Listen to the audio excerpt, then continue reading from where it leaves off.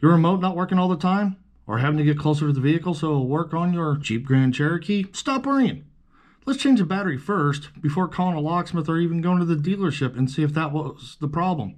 I'll show you step by step in this video with no special tools, and all you need is a brand new CR2032 battery. Let's get started on this. Emergency key release right here. We are going to spring loaded, pull it towards you. Take your emergency blade, and when you pull out emergency blade, take that emergency blade, and you'll notice there's a little indentation over here. Put it in there and give her a twist, and she pops right open.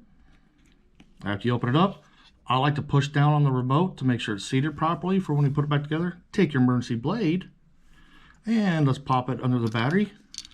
Old battery's out. Fresh new battery, not product placement. Positive side, which is the back, has a positive. Put it in, so positive side down.